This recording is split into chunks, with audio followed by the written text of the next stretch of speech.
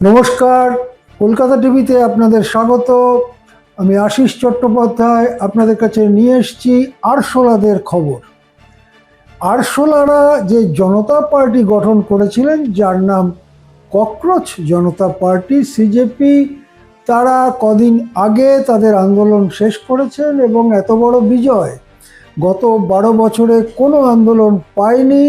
তারা শিক্ষামন্ত্রী এবং বিজেপির অন্যতম চোখের মণি ধর্মেন্দ্র প্রধানকে মন্ত্রিত্ব থেকে পদত্যাগে বাধ্য করেছেন এবং তারপরে পদত্যাগের পরে ধর্মেন্দ্রকে মোটা মোটা মালা পরিয়েও অস্বস্তি ঢাকতে পারেনি বিজেপি, ঢাকতে পারেননি প্রধানমন্ত্রী, স্বরাষ্ট্রমন্ত্রী। সংসদের অধিবেশন এড়াচ্ছেন, অমিত শাহ লোকসভাতেও আসছেন না, রাজ্যসভাতেও আসছেন না। ছাত্রদের ওপরে ছররাগুলি চালাবার নির্দেশ কে দিল তা নিয়ে অমিত শাহর বিবৃতি চেয়ে উত্তাল সংসদ।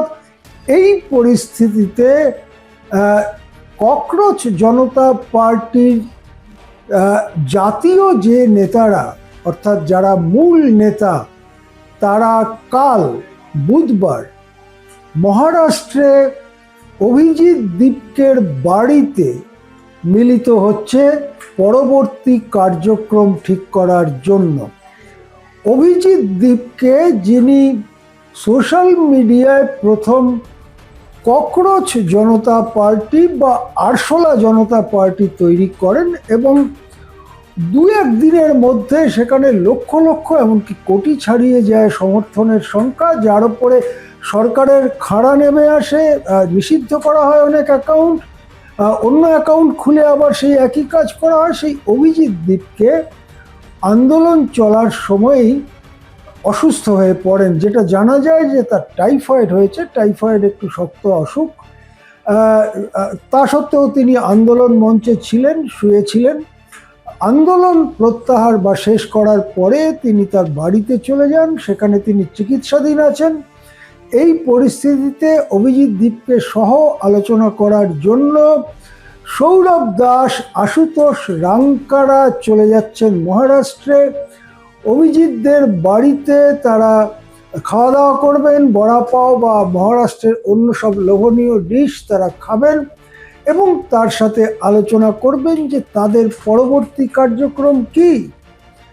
পরবর্তী কার্যক্রম কি হতে পারে ককরোচ জনতা পার্টি? আমরা কয়েকটি সম্ভাবনা নিয়ে কথা বলি। একটা হচ্ছে, তারা কি কোনো রাজনৈতিক ব্লকে যোগদান করবেন, রাজনৈতিক জোটে যোগদান করবেন, যেমন কংগ্রেস নেতৃত্বাধীন জোট বা বামদের জোট, বামপন্থী পার্টিগুলোর জোট, এরকম কোনো জোটে যোগ দেবেন?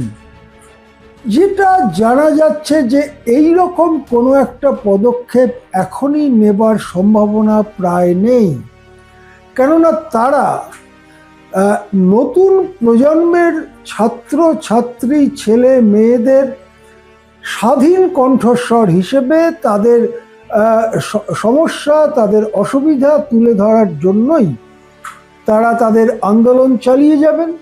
সুতরাং তারা এখনই কোনো রাজনৈতিক ব্লকে যোগ দেবেন আনুষ্ঠানিকভাবে, এইরকম সম্ভাবনা বেশ কম। দ্বিতীয় একটি সম্ভাবনা নিয়ে চর্চা হচ্ছে যে আরশোলারা কি নিজেদের পার্টি করবেন।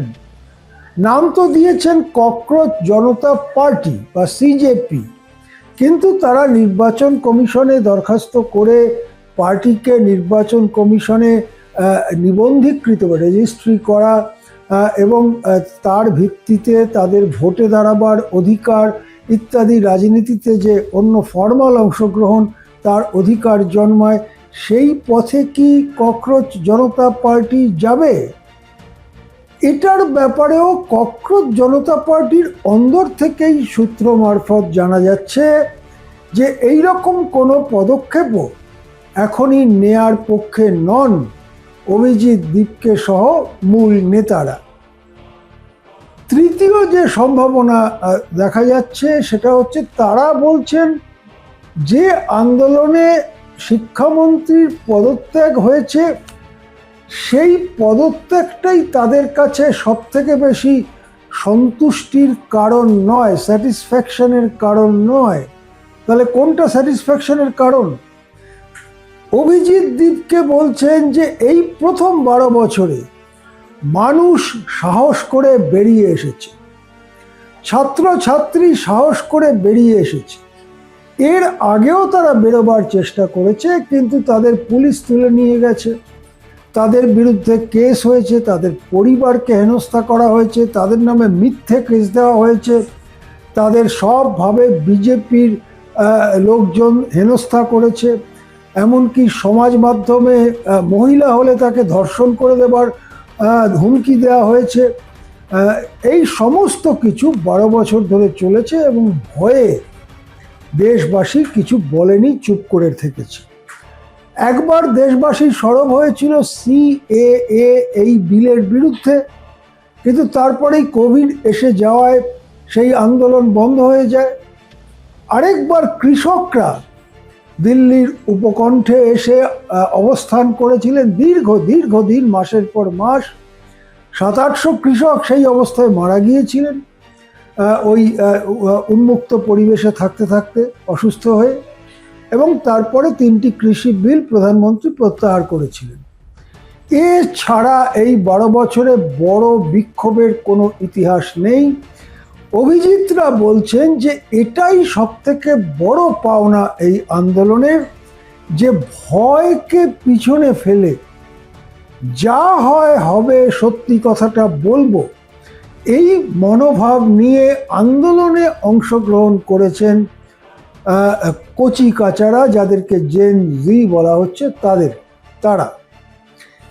অভিজিৎরা মনে করছেন এই আন্দোলন নতুন প্রজন্মের যা যা দাবি, তাদের কাজ নেই, তাদের শিক্ষার 12টা বাজানো হয়েছে, প্রশ্নপত্র লিক হয়ে যাচ্ছে, যারা বড়লোক, যারা একটি মেডিকেল কোর্স পাশ করাবার জন্য 2-3 কোটি টাকা খরচা করতে পারে, তারা ছাড়া উচ্চশিক্ষার রাস্তা প্রকৃতপক্ষে বন্ধ হয়ে যাচ্ছে দেশে। এই যে সমস্ত ব্যাপারগুলো, যারা গিগ শ্রমিক, অর্থাৎ আমাদের সকলের বাড়িতে যারা অ্যাপে অর্ডার পেয়ে জিনিসপত্র পৌঁছে দেয়, এই সমস্ত লোকেরা এবং তাদের সাথে যুক্ত যে বিপুল সংখ্যক পরিবারের সদস্যরা, তাদের কথাটা বলতে হবে।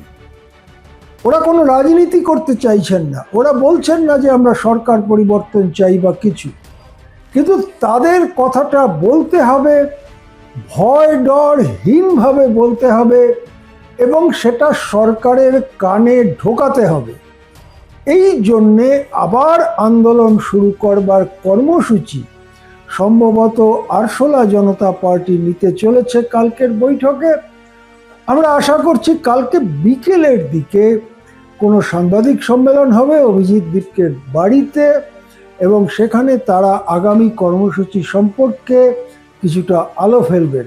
আমরা নজর রাখবো সেদিকে। দেখতে থাকুন কলকাতা টিভি।